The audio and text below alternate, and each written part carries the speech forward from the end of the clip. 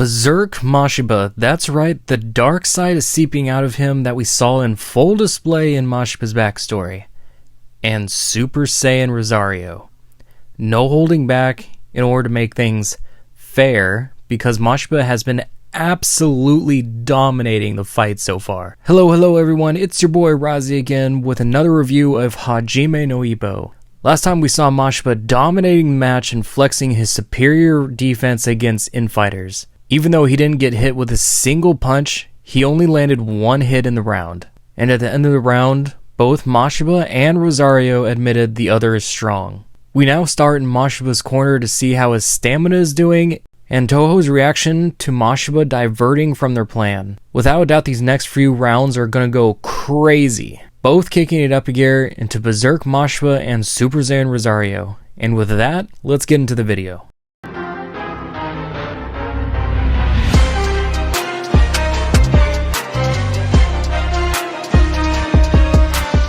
I will also be doing a round-to-round point system. I'm not saying that this fight is going to go down to a decision, and Rosario is definitely going to kick it up a gear, but for the benefit of all of us. And I'm going to pair it with my predictions also. So last round was a lot of close combat, but the only hit that landed was Mashiba. While also being the aggressor the whole first round, we're going to make it 10-9 Mashiba. Toho tells Mashiba to stick to the plan they agreed on, because a punch-out is his domain, but quickly realizes after seeing Mashiba's face that he can't wait this out, and realized that when they first touch gloves. Meanwhile, the other corner is talking about points, because if they continue like this, Rosario will lose from points in a decision. Then he gets up saying that's not fair, confirming for me that any match that he is losing, he rather lose by disqualification from dirty tactics than lose by points. Now we see why his only losses are from DQs and no contests, where the doctor had to stop the fight because of it would jeopardize a fighter's career from a deep cut. We already see issues with Takamura's eyes, and that started because he received a bad cut when he fought David Eagle, and has been affecting him every match since then. I also made a prediction that that's going to be the reason why he retires, either early or directly after he gets all 6 weight classes. That was also Wally and Miguel's whole game plan for Ricardo too. So when Rosario inevitably crashes out, Mashiba needs to be focused on defense to prevent a no contest. Channel that inner Ricardo and don't crash out. That's exactly what Rosario wants you to do. Round 2 starts and Mashiba takes the center position, and Rosario slowly walks out of his corner, being cautious of Mashiba's flicker range. He quickly learned how crazy long it is. Mashiba could slap his second with his Gomu Gomu powers. Then Rosario kicks it up a gear, or in Hajime no Ippo terms,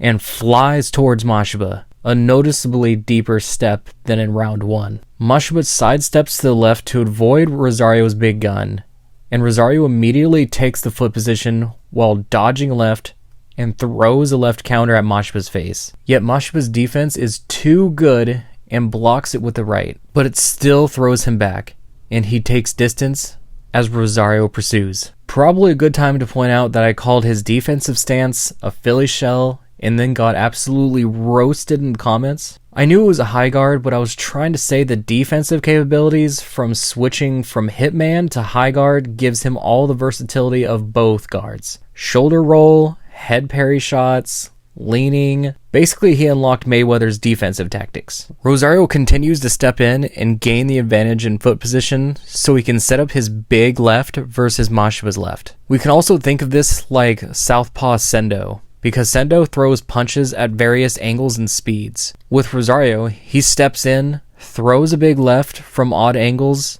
and Mashiba can't tell where they're coming from. Rosario will keep doing this over and over and over again in order to get his rhythm and momentum in the match. Mashiba's defense is S tier, but one mistake would mean a dominant hand punch right to the face. And Mashiba's jaw strength is his weakness. Mashiba can't let him take the pace and get into his rhythm, so he has no choice but to maintain control of the center. Right now, it's a make it or break it point for Mashiba. Rosario's coach is even confident that he can't maintain his distance of control forever. A boxer at the top of the world is already a monster, but this is the first time in the series we have seen a Southpaw world champion. Finding Southpaw fighters at all is difficult. So how would he handle Southpaw at this level? Then we finally see it. Mashiba plants his feet and changes into his final form.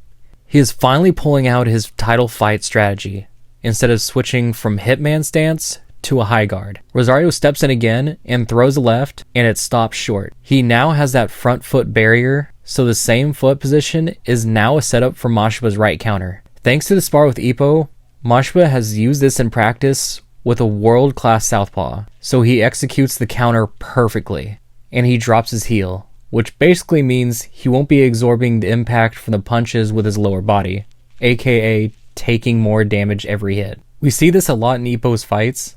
I guess you could say Ippo's lower body is his best asset because of his time on the fishing boat.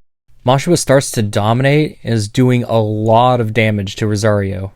Everyone can tell that these are the results of not only hard work, but the quality of the sparring partner needed to be at a high level also, confirming that Ippo could fight at least at the world level as a southpaw. Rosario isn't at 100% because of his weight cut, but being able to emulate Rosario's style really shows the growth in the strategy in Ippo, and that he can fight as a switch hitter at the world level. Maybe he changes to a switch hitter to rule the world, generating the same amount of power with both hands, chasing down people with 2 pivot feet, and a final form Dempsey roll that he gets used to because he gets used to being a switch hitter is going to be insane. Rosario continues to be dominated and takes more headshots and body shots.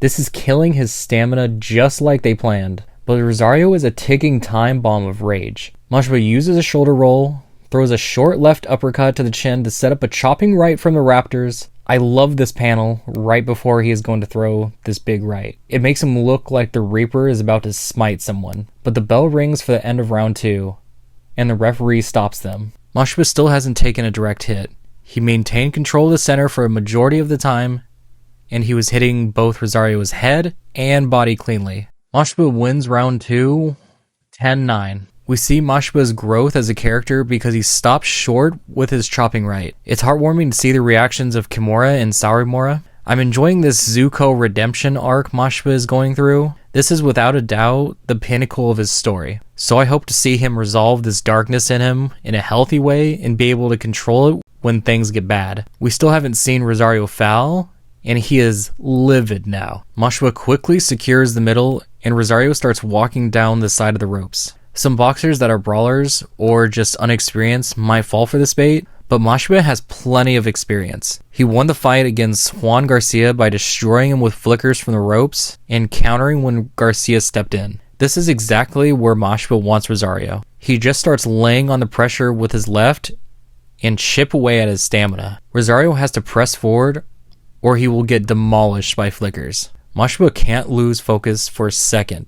He dodges, blocks, or parries anything coming at him while still landing hits. Mashiba is being analytical, and as soon as he crashes out, he's gonna get hit with a counter. Sendo even saying that Rosario's body is better for infighting, but Mashiba is being mature enough to not drag this into a brawl. Mashiba lays on the pressure and keeps him on the ropes, and then lands a no motion right to the temple. Rosario's legs are shaking from the impact, and Mashiba sees his chance to finish him. He quickly steps in for a right-left combo, but Ippo has memorized the distance in the foot position. Mashiba is too close, but when Mashiba finally makes a mistake, he gets hit with a right counter from a blind spot.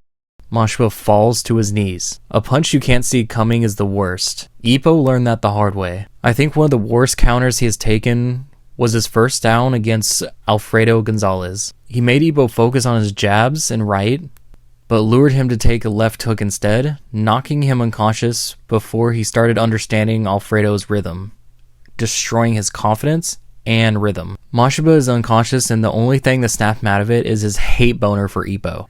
He realizes he went down and gets up by the 8 count. Mashiba definitely felt that one, but luckily that was the first hit he's taken. He locks in and throws flickers and waits for Rosario to step in to unleash it right. He gets pushed to the ropes, gets his foot placement, waits for a right during the barrage, and throws an uppercut that would make Mike Tyson proud. and Rosario falls to the mat this time. Rosario gets up by the count of 4. The match continues, and Mashiba and Rosario can't get their legs to move. Both of them just took a big counter, and then they gather whatever strength they have left and push themselves forward, and then round 3 ends. Both went down this round. Rosario was the aggressor but was taking more hits. Mashiba has only taken 1 good hit to the face, and his arms and shoulders have been absorbing everything else from the Philly style transition. I'll have this round at a tie at 9-9. Mashiba is still up by 2 points even after a down. Since Mashiba's spar with Ippo was 7 rounds, I'm going to predict that this is going to conclude in 8 rounds. During the intermission before round 4, we see Sawamura is still Sawamura. I wasn't sure how much he changed after his motorcycle accident and retirement. I knew he found new admiration for Ippo and what it means to be a champion, and he hasn't really been around to talk all that much since then. Now we see him scare Sendo's coach so he can talk with Mashiba for his analysis on the fight, because he can't tell what's going to happen or who is going to win. Miyata says he doesn't know, but he should be asking Sawamura that because they're similar creatures. I would also agree with this. It seems like a common theme with Mashiba that he either gives in to his dark side or he fights people who could easily be him if he didn't have Kumi. Kumi is his reason to be better, to do better, to act better. He has went to jail, lost his parents, fought with gangs, but he chose that Kumi is more important than his anger. Sawamura was a reflection of that darkness and what could have happened. Mashiba's arc is about redemption. Mashiba asked Toho what he was hit with, and he said it was a high-speed right hook over the shoulder. It was a spur of the moment and not something he practiced. Mashiba understands that he can't be textbook now, so he will use his world title fight strategy and his brawling style, which is what he did with Ippo in the spar, the brother-in-law brawl, where he went off the book to brawl with Ippo, which made Ippo go back to orthodox. In Rosario's corner, he decides to stop holding back, and the only thing that matters is who's last on their feet. Win or lose, he's now fully committed to fouling to change the tides. He will lose by points or by Mashiba picking him off at a range like he's been doing to control the pace. You know when they're getting serious when Rosario has to go Super Saiyan to kick it in next gear. And Mazel Tov to Rosario getting his hairline back. Bro looked like a JoJo character from Wish. Bro looks like he stole all of the cannons off of Bowser's ship. Bro looks like he has wasps in his hair. Bro looks like a sea anemone. Round 4 begins with Rosario really getting into his Goku cosplay and diving headfirst to Mashiba. Mashiba literally has to parry his head. Then as he sidesteps, Rosario steps on his foot to stop him and throws a high-speed right hook.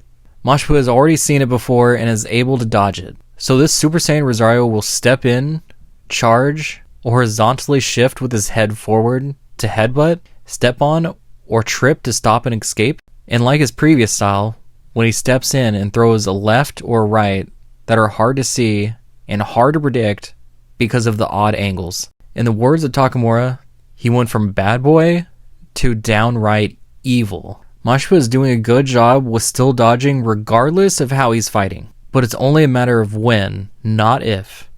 Rosario finally headbutts Mashiba and causes him to bleed. Probably a cut on the eyebrow. And the ref calls the doctor. If the cut gets too deep, it will be a TKO or a no contest. Mashiba doesn't even care about the doctor's decision and taunts Rosario. Mashiba is no stranger to bleeding, and he won't let a doctor mess up this chance to be a world title champion and a brother Kumi can be proud of. As the match continues, we see the anger bubble to the surface. It starts to consume him, distort his perception. All he wants to do now is send Rosario out of this ring in a body bag. Kumi feels this energy from his Beast of Darkness and yells to Mashiba to do his best. This snaps Mashiba out of it and keeps his defense strong. He can't afford to lose control in this match. All that would lead to is more hits, and he will lose if his cut gets any worse. Kumi saves him yet again. Mashiba holds his ground and rails him with body shots to destroy his already depleting stamina. Stick to the plan, guard the cut, and work the body. If he snaps, he will lose, and it'll go against his entire character arc. Over 70% of us think he won't foul, and I don't think so either. Easier said than done, since he has to protect the cut, and severely limits the use of his left. Rosario continues his assaults, and of course aiming for the cut. With limited lefts, Rosario can focus more on his right, which allows him to parry Mashiba's right and hammer away at his left guard.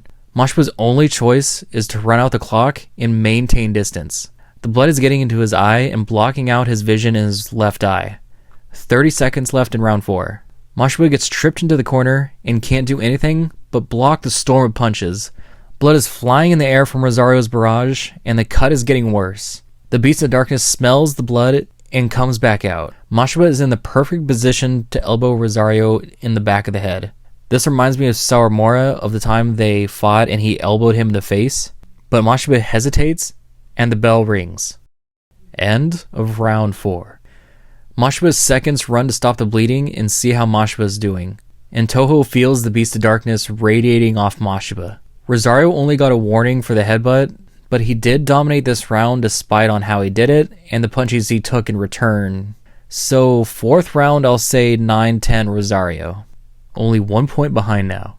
As I said, I don't think Mashiba will give in to his darkness, but I think he will evolve and be able to use its power. Alfredo Gonzalez did it.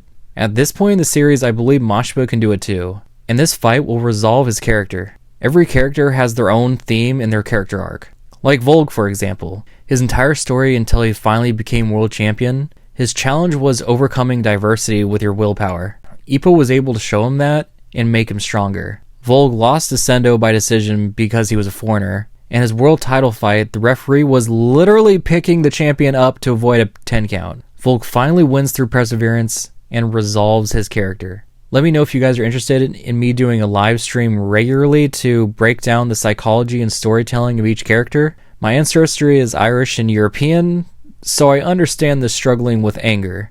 I also love Berserk, and that's one of the main themes for the protagonist. Mashiba has to transform these feelings of anger, not being controlled by it. So for that reason, I predict that he won't cheat. He fights for his fans and loved ones now, not only for himself. Use the willpower that Ippo gave him from his blade of life during the spar. He acknowledged how amazing Ippo was, that he gave every last bit of strength in his fights. He wasn't a weakling. He will never say it out loud, but he respects Ippo and acknowledges his strength. I think he'll remember that in this fight. Win or lose, he'll come out with a new resolve, stronger than ever. That's all for now. I can't wait to see where the Super Saiyan versus Beast of Darkness goes. Let me know your thoughts and predictions about this fight down below, and like this video if you enjoyed the review. If this video gets 1,000 likes, I'll drop a video next week or a live stream. Subscribe if you want to keep up to date with Hajime no Ippo. Keep fighting on, and I'll see you next time.